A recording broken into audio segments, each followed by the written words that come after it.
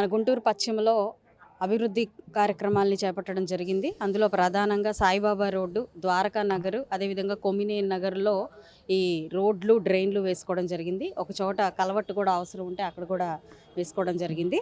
అయితే దాదాపుగా 49 లక్షల అంటే మొత్తం మీద 1,79,00,000 రూపాయల వర్క్స్ ఇవాళ వేసుకోవడం జరిగింది.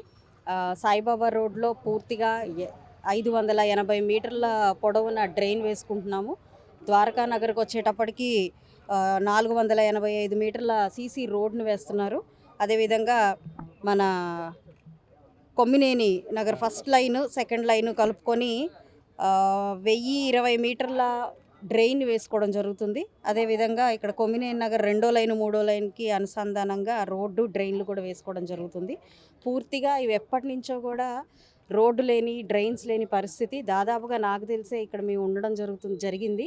అప్పటి నుంచి కూడా ఇక్కడ ఎలాంటి అభివృద్ధి జరగలేదు.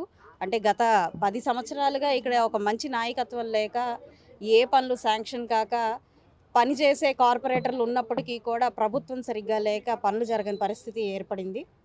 అయితే మంచి ప్రభుత్వం వచ్చింది. అన్ని వర్క్స్ని ఒకేసారి పెట్టుకొని ఈరోజు దాదాపుగా 1,79,00,000 కొమ్మినేని కోటేశ్వరరావు గారు ఆధ్వర్యంలో ఈరోజు చేపట్టడం జరిగింది. 4 కాంట్రాక్టర్ల మీద ఈ వర్క్స్ జరగబోతున్నాయి. అత్యంత త్వరితగతిన ఈ వర్క్స్ అన్ని పూర్తి చేసుకొని ప్రజలకి సౌకర్యార్థం ఈ రోడ్లని, డ్రైన్లు తీసుకొస్తామని కాంట్రాక్టర్లు కూడా చెప్పడం జరిగింది.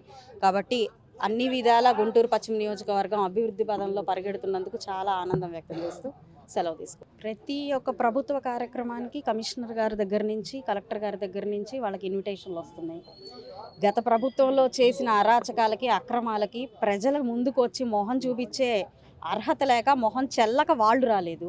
ప్రోటోకాల్ పాటించలేదని ఈరోజు ఏడవడం అదొక వంకగా తప్ప అంతకు మించి ఏం కనిపించట్లేదని ప్రతి ఒక్కరికి అర్థమవుతుంది. కూటమి నుంచి హైకమాండ్ అధిష్టానం ఏ వ్యక్తిని నిర్ణయిస్తుందో ఖచ్చితంగా ఆ వ్యక్తి మేయర్ అవుతారు. ఈ నగరాభివృద్ధిలో పాలు పంచుకుంటారు.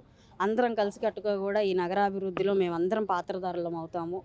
ఎట్టి పరిస్థితుల్లో అభివృద్ధి పదంలో పరిగెత్తించే వాళ్ళను మాత్రమే ఎంచుకోవడం జరుగుతుంది. అందరూ ఒకరికొకరు సహకరిస్తూ గుంటూరు కార్పొరేషన్లో ఇంకా ఎప్పుడు ఇదివరకు లేని ఇలా జరుగుతుందా అభివృద్ధి అంటే అనే విధంగా ఖచ్చితంగా మా పని తీరు ఉండబోతుంది. మరిన్ని వీడియోస్ కోసం ఛానల్ ని సబ్స్క్రైబ్ చేయండి. లేటెస్ట్ అప్డేట్స్ కోసం వాట్సాప్ ఛానల్ ని ఫాలో అవ్వండి. ఆ లింక్ డిస్క్రిప్షన్ లో ఉంది.